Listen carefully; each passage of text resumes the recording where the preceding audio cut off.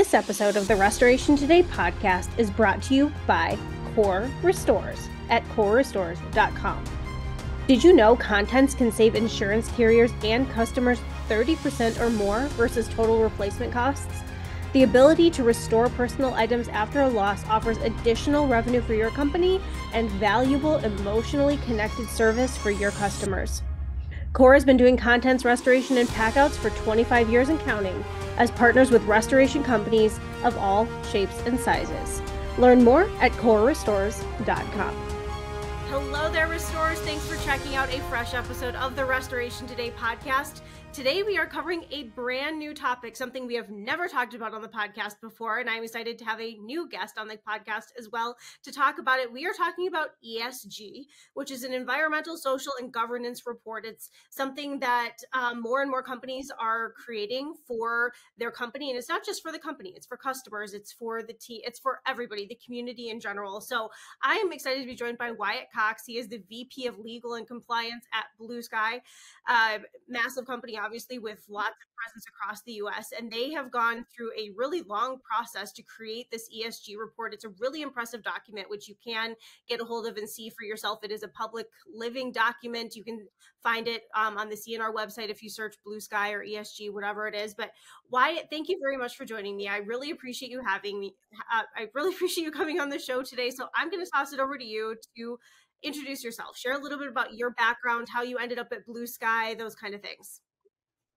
Yeah, great. Thanks a lot, Michelle. Thanks for having me. We really appreciate all the great insight and work that you and your publication do. So glad to be here. So as you mentioned, BluSky recently, last year, 2022, embarked on its ESG journey. ESG being environmental, social, and governance. It's used to be referred to as kind of corporate citizenship. It's focused on how companies can do good and be better outside of just the financial metrics that everybody wants to base a company's success on. And so as BluSky's grown tremendously over the last 10 years or so, starting with an office in Colorado in 2004 to having 60 plus offices nationwide and growing. We're learning new things about doing business at the scale and size we are. And one of those things was an introduction to ESG. And when I dug into it a little bit more, I realized, wow, this is a lot of stuff is stuff that we've always been focused on and interested in. Philanthropy, right? Having a diverse workforce, treating people fairly, giving back to communities, trying to do the right thing. And ESG is just it's a more formal process for measuring it, reporting on it. So we were excited to learn more about it, and it developed into what is now BluSky's ESG initiative. It resulted in a report last year, as you mentioned, that we're really proud of. It's our first stab at it, but we'll only get better. So we're super excited about it, and happy to be on the show talking about it. Is there any criteria for creating an ESG report, or kind of like a baseline that you're working toward when you go to create one? Like, it should cover X, Y, and Z, or there are organizations that look at it and say, yes, this is a good ESG report, or whatever that may be? Or is it kind of by company and what your company is all about? Yeah, great question. It's really a new and evolving space. So there's not a lot of defined rules or regulations or requirements to reporting on ESG. It's optional for most companies. It certainly was optional for BluSky. We chose to do it because once we learned more about it, we realized these were things that were going to make us a better company. They were going to make us a better company for people to work with, to work at, and largely just advance the organization the way that we wanted to. And so you can kind of pick a la carte what you want to focus on. when you're a private and not publicly held company. I think there's different requirements for them, but for the rest of us, like BluSky, you get to kind of choose what you want to look at and focus on. Now there are these frameworks. One of them is SASB, and that's kind of the United States-based framework body that decides what's important and how it's going to be measured. And so we tracked with SASB really. What are they focused on? What's the current, what are the current interests in the ESG space that we should be looking at to advance and understand and get better at? And those are the big ticket items are greenhouse gas emissions, diversity, equity, and inclusion, and education and training, safety. Again, things that we were always focused on as a company became more focused on as we grew. I'm sure most other companies out there are focused on some or all of these anyway.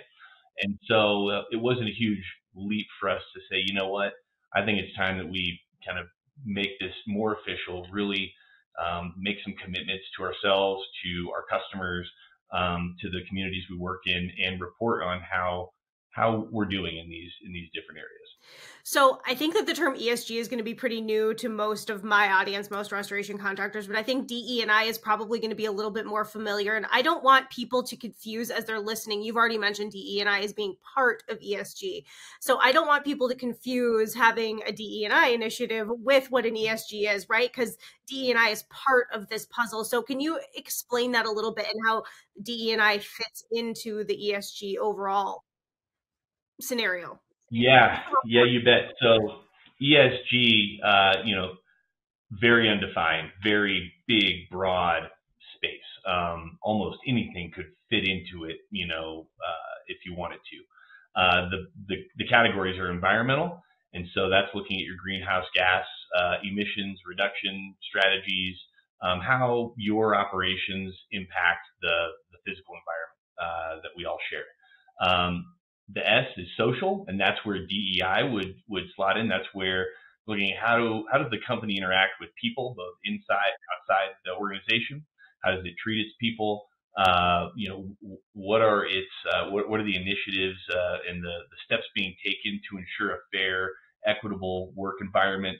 And so that's where the DEI would fall into. But social is also philanthropy, right? Like how does the company give back to its communities? How does a company interact with its customers? So the social component is very large, right? And then the G for governance is maybe the most defined aspect of ESG, and that is just how are you making sure you're doing what you're supposed to be doing, or what your policy says you should be doing, and that's kind of that's the reporting. That's the measurement aspect of it. BluSky, when we decided this was a step we wanted to take in our growth as a company, we went to our board of directors, full support, 100% on board and excited about it. We immediately created an ESG committee, right, comprised of board members, internal stakeholders at different levels of the company. So that we could start to have a brain trust to collaborate and think about how these things are going to how we're going to roll this out, what we're going to do, and that's just part of governance, right? We have a committee that meets on a regular basis that looks at the strategy, what's happening, what's supposed to happen, decides if it's happening the right way, and then as we grow and as ESG becomes even more ingrained in our culture and organization, the governance aspect will grow with scale, so that we can govern ourselves, make sure that we're doing what we say we're doing.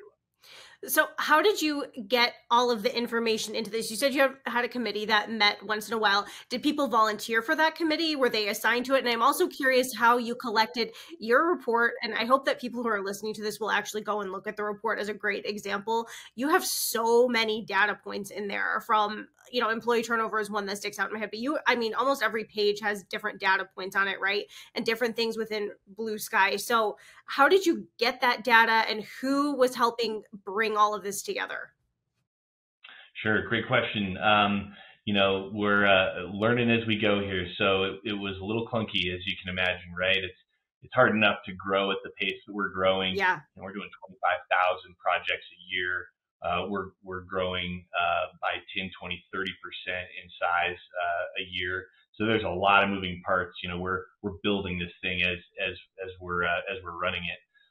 But the ESG is a great opportunity to really stress test some of our data, some of our processes and systems, see where we can find the information, where it's lacking, but we think it exists, and where. So that is a work in progress, and it probably will be as long as we're doing this, because will always be kind of evolving. But as far as the resources internally, there's a lot of interest in this.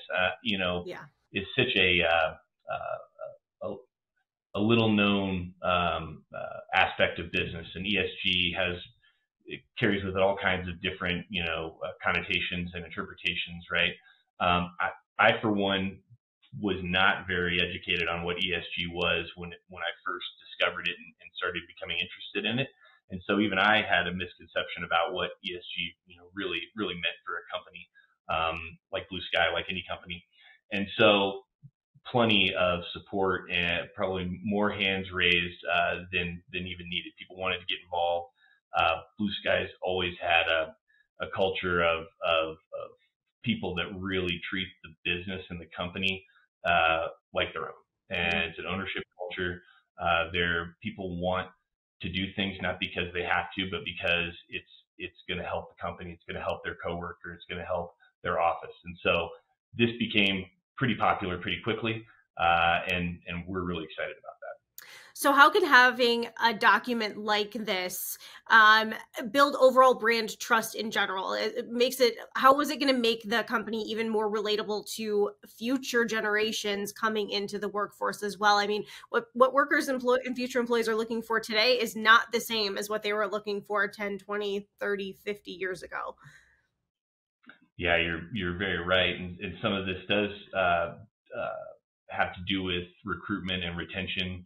All of it. It's the factors of ESG touch almost every aspect of the business.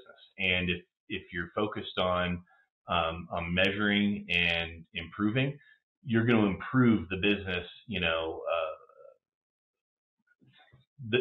the same fashion, right? So when we have a younger generation of employees and workers coming in, there is a lot of interest about the soft sciences, the non-financial aspects of the business. How does this business, interact with my community? What kind of place is this to work? Do they care about me as a person? I think people are generally fed up with being just a number at a big company, and that's a trend we're seeing with especially younger generations. Maybe it's the way that our parents and grandparents were used to operating, but I think that chapter's closed, and people are looking to work at a company that they can relate to, that they align with in terms of values. And ESG and reporting on ESG in the way that we have allows people to make those decisions more informed. Is this a company that supports the things that I care about? Is it a place that champions my concerns as well? And so that's a huge part of it, and we want to show people what we're doing, right, and how we're doing it, and this is a great place to do that. How do you maintain the document now? Now it exists, and as the world evolves, so how often is it going to get edited? Is your committee still meeting? What do tweaks look like as you go along now? Yeah, so that was the 2022 report that was just published, I think April of this year. was the first inaugural report. It will be an annual report that we will endeavor to publish in the first quarter of the following year. So looking at the report for 2023, we see that before March 31st of 2024.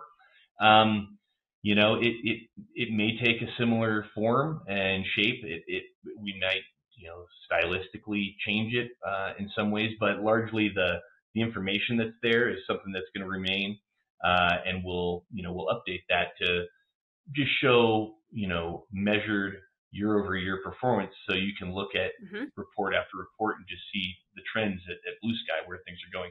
I'm sure we'll add things. I'm sure we'll remove things. Very fluid right now, but we really look to SASB, the reporting framework organization, for kind of the North Star on what we should be looking at. And then there's things that we want to report on, right? We want to share with the public that maybe doesn't otherwise receive much notoriety or exposure. So it's going to be an annual thing. People call it a journey because there really is no destination. You don't get any place to stop. It's a constant thing. So we're already working on compiling and thinking about what the 2023 report's going to look like, what changes we might want to make, how we can improve the report itself, right? Because if you look at some of these reports from major companies, they're very, very detailed, really thorough. I don't know if we'll ever get to that stage, but it's that's the direction we want to go. We want to be able to report on these things and do it on a consistent, regular basis, so that our customers can rely on receiving something from us, so that something will always be available on our website for somebody that's new to BluSky, wants to learn more about us, to see if we're a good fit as a service provider, as an employer, as a partner. So this is something that we'll continue to work on and publish every year. Share a few things that you think are highlights from the report. Some things that you think, like, gosh, that really drives home BluSky values, or this is something that really sets us apart from other players in the space, or whatever that may be.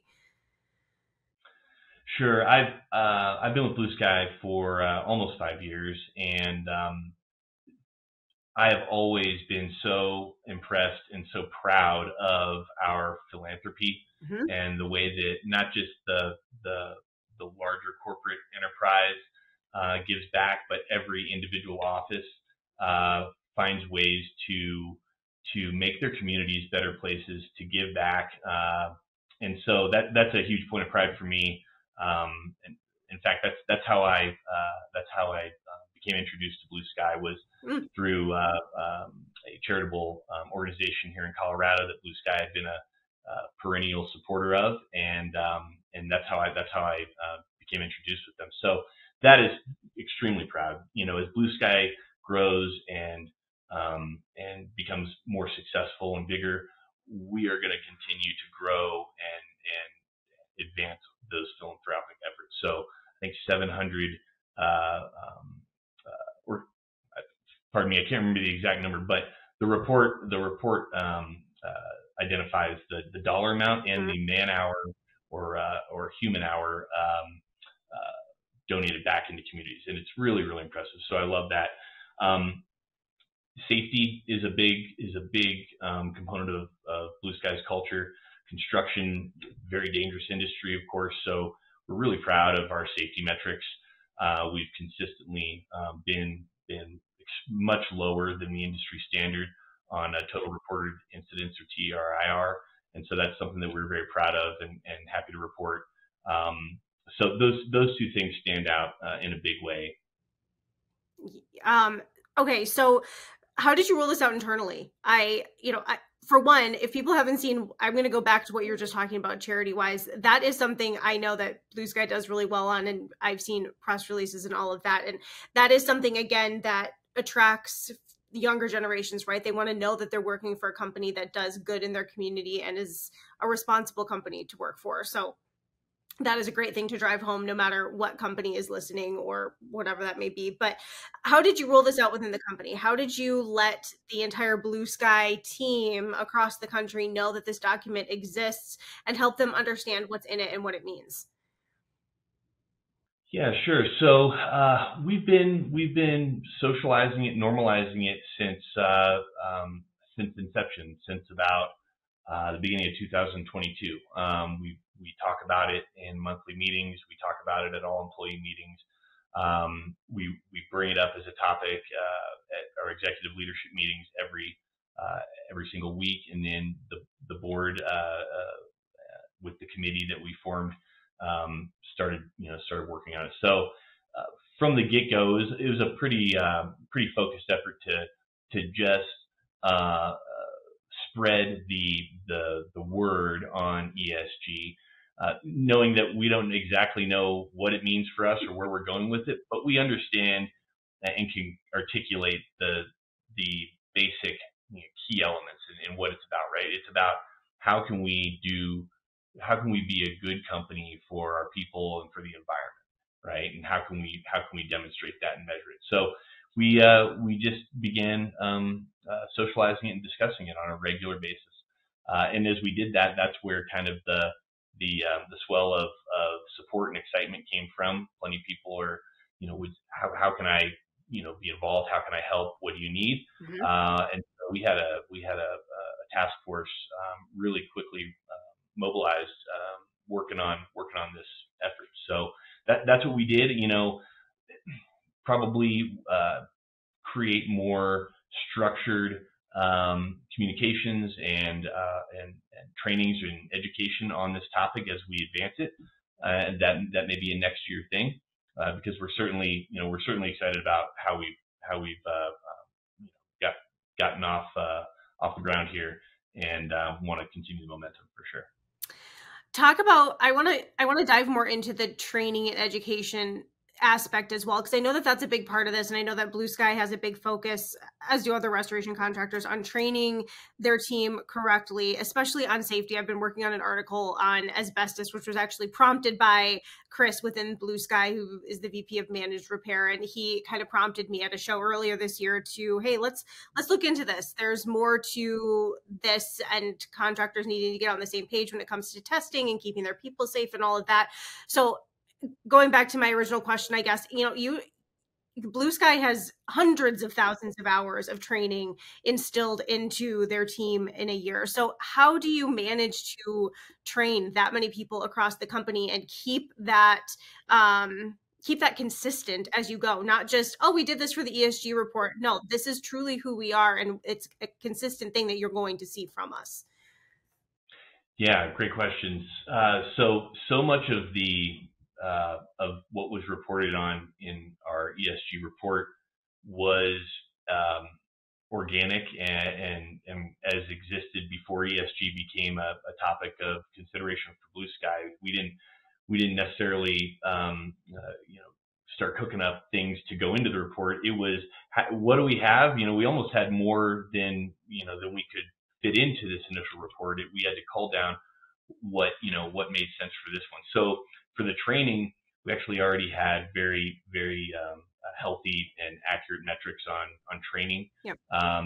It's built into the BluSky process and culture, so there's a lot of it, as you can tell, right? I think we had 9,000 asbestos training hours in 2022, 300,000 total hours of training across the company, including on job sites. So it's another area that we are, as a company outside of ESG, just hyper focused on. We know that if we create a place where people can come and grow and develop and progress their careers and see a future, that they're going to want to stay here. And I know that's how I've felt about BluSky since I've been aboard, and it's really awesome to watch people progress their careers. We know that the training aspect of that is just so fundamental, so key.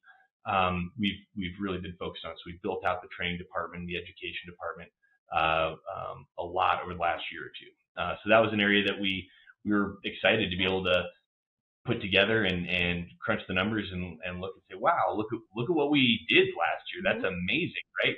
We we had all the information, we had all the data, we just hadn't really put it into one area, which is what's so cool about ESG in general, right? It gives you a sandbox to go get in and play around with and say, wow, we're doing all this stuff. Hey, we're not doing something over here. Yeah. Maybe we should think about that, right? And instead of just letting things be loose and operating on their own, it creates a place where you can organize things, think about things a little more critically from maybe a different vantage point, again, a non-financial vantage point, which is unique for for-profit businesses. Everything is driven by finances. This isn't, right? This is driven by what should we be doing for our people and for the environment? What are we doing? What can we do better? And so it's a really, really interesting process. Perfect. I love it. All great answers. And again, I really want to encourage people to go look at the reports and see the stats. So what's your favorite part of the report? I want to know what you're most proud of from all of this. I mean, it's been quite an undertaking. I can't imagine. I mean, I guess I assemble a magazine, but the amount of data and stuff in here, I mean, this is a lot in a big company. So what's something that you're most proud of from this entire process? Yeah, a few things. Starting from just the note from our CEO, Drew Bisping, right? It really sets the tone, and it really is a genuine reflection of how the company from the executive table all the way down thinks about this topic and all the subtopics that it includes. So,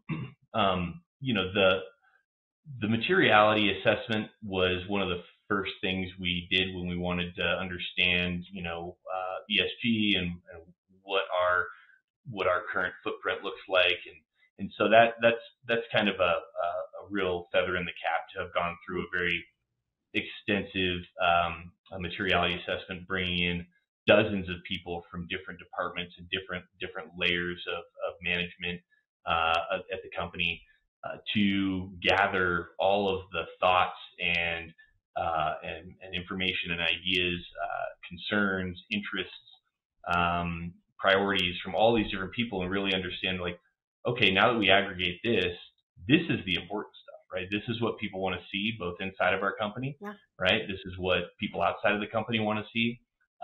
Let's figure out a way to do this, because this is what good looks like for our company moving forward.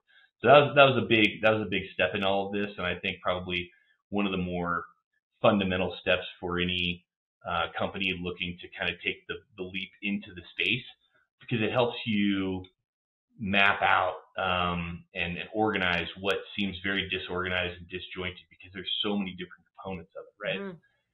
It's ranging from employee retention and training all the way to safety. It's all over the place. And so that was a really great exercise that took a lot of energy and resources and time, but was really, really helpful. So we included that in the report this time around as well. And again, I couldn't be more proud of what BluSky does in the communities that we live and work in. It always warms my heart to know that at any given time, somebody with BluSky is doing something on their own time to help somebody else with the challenge, whether it's donating money or time or resources. Right now, I guarantee you, people at BluSky are out helping others just because it's the right thing. Yes. Wyatt, thank you very much for being here. Thank you for all of your input. Congrats to BluSky and all of the growth, and I'm sure that you have more coming. I know that BluSky is not done, so congrats to you on the entire leadership team on all that you're doing. It's always a pleasure speaking with any of you, so I'm grateful to have you here today sharing all this information. And I look forward to catching up with you hopefully on the next ESG report or sooner to see what updates you have and the data that's trending and all the changes that are going to come from this first round. That's wonderful. Thanks so much for having us, Michelle. We're really proud of where we're going, and would love to stay in touch with you about it. For more Restoration Today and the latest news, visit our website, cnrmagazine.com, and find the latest episodes of the Restoration Today podcast on your favorite podcasting platform.